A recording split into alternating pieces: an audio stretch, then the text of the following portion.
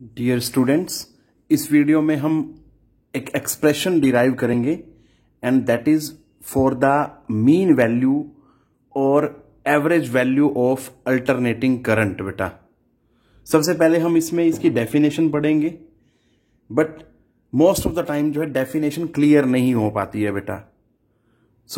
जब हम उसका मैथमेटिकल पार्ट करेंगे तब मैं आपको बताऊंगा कि डेफिनेशन में ऐसा क्या पॉइंट है जिस पे आपको ध्यान रखना है, और वो जब मैथमेटिकल पार्ट करेंगे तभी आपको क्लियर होगा बेटा। क्लियर है बेटा?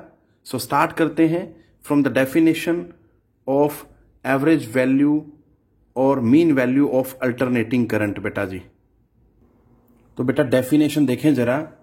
द मीन वैल्यू और average value over any half cycle is defined as that value of steady current which would send the same amount of charge through a circuit in the time of half cycle as is sent by AC through same circuit in the same time।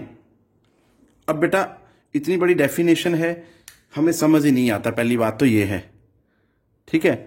अब इसको समझे कैसे? इसमें कई सारी चीजें हैं, जरा ध्यान देने वाले जो बातें हैं उन पे देखें। सबसे पहले लिखा है इसने हाफ साइकिल।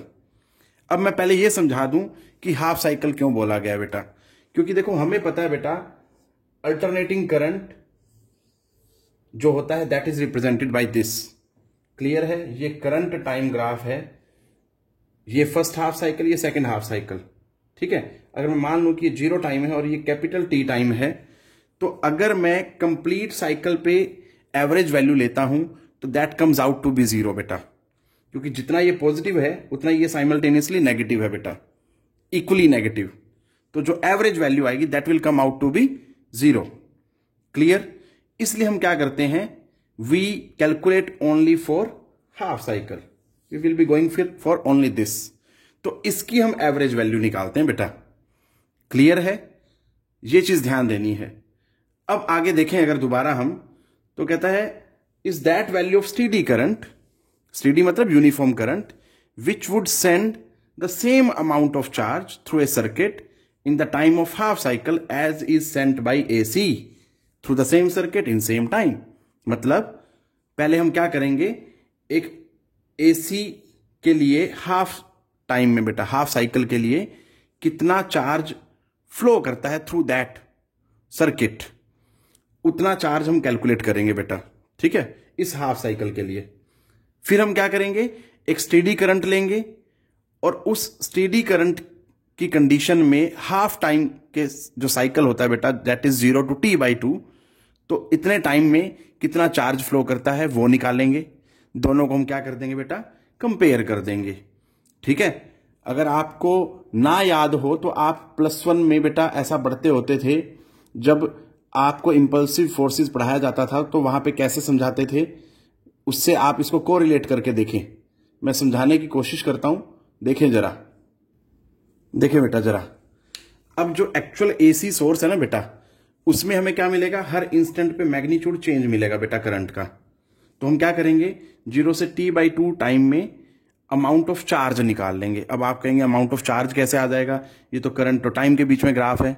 तो बेटा अगर मैं एरिया का बात करूं तो area under current time graph, तो बेटा वो क्या देगा हमें, दैट इज चार्ज।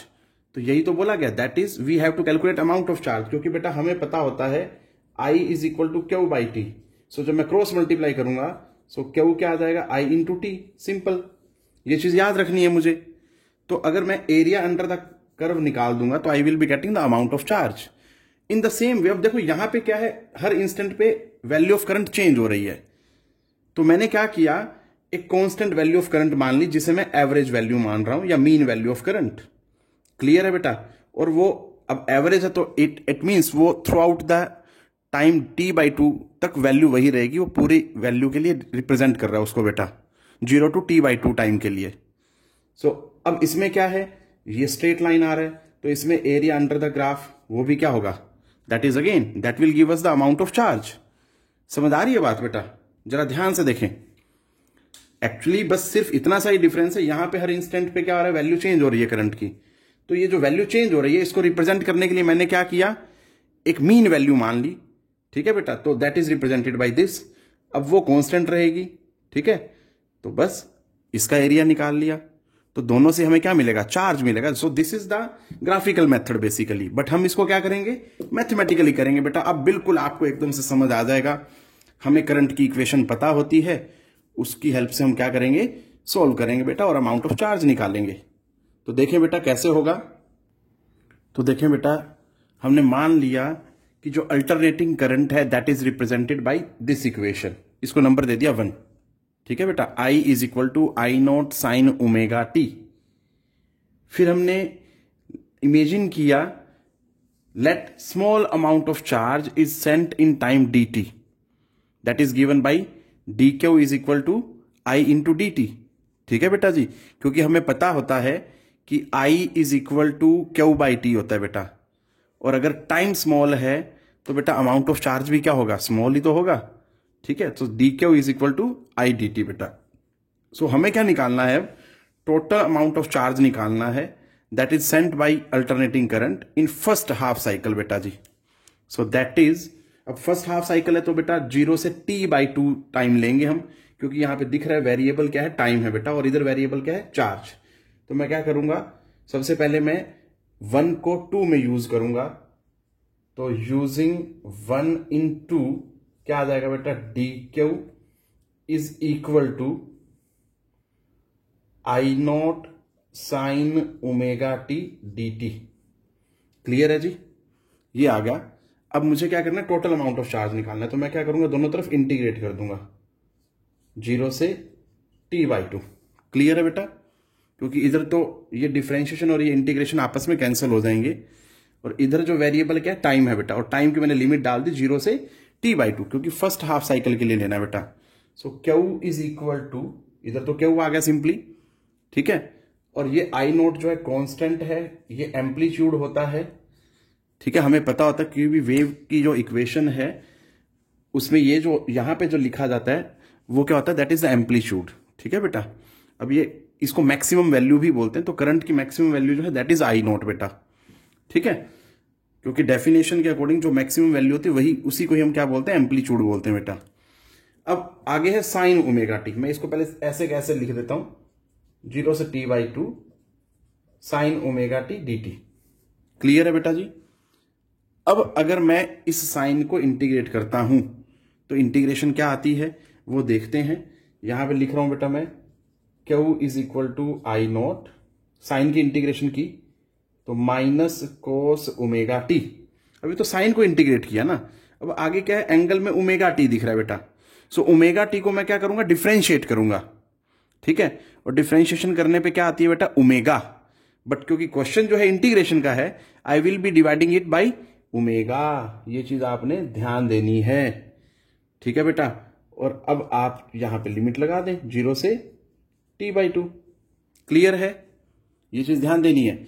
अब आप चाहें तो माइनस को भी बाहर ले लें, ओमेगा को भी बाहर ले आए बेटा, और फिर बाद में हम क्या करेंगे, वेरिएबल की जगह पे लिमिट डाल देंगे। So Q is equal to minus I not by omega. Clear है जी, ये चीज आपने ध्यान देनी है। अब अंदर क्या रह गया, कोस ओमेगा टी 0 से t/2। अब इसमें वैल्यू डालें, minus I not by omega, एक बार अपर लिमिट माइनस, फिर एक बार लोअर लिमिट, तो ओमेगा इंटू 0 क्या हो जाएगा, 0 बेटा। ठीक है जी, कोस 0। अब जरा ध्यान से देखें बेटा, ओमेगा टी, ये वैल्यू आपने हमेशा याद रखनी है।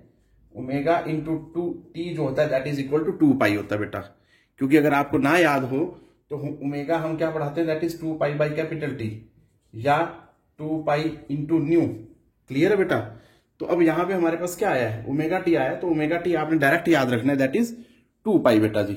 ठीक है, सो क्या हो जाएगा, Q is equal to minus I nought omega into cos 2 पाई/2 माइनस कॉस 0।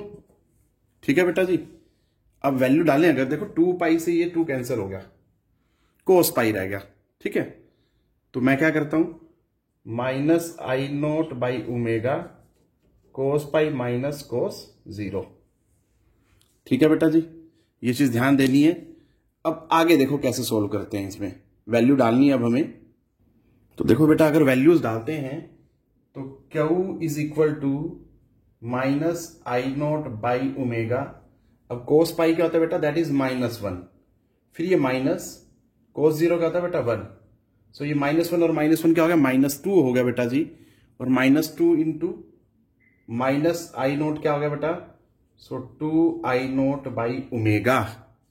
ये अमाउंट ऑफ चार्ज आ गया बेटा मेरे को पास, जो हाफ साइकिल में पास हो रहा है बेटा, ठीक है, थ्रू द एसी। ये चीज आपने याद रखनी है बेटा। इसको नंबर दे सकते हैं आप नंबर दे दीजिए 3, क्योंकि मैंने बोला था कि हम अब इसको कंपेयर करेंगे बेटा।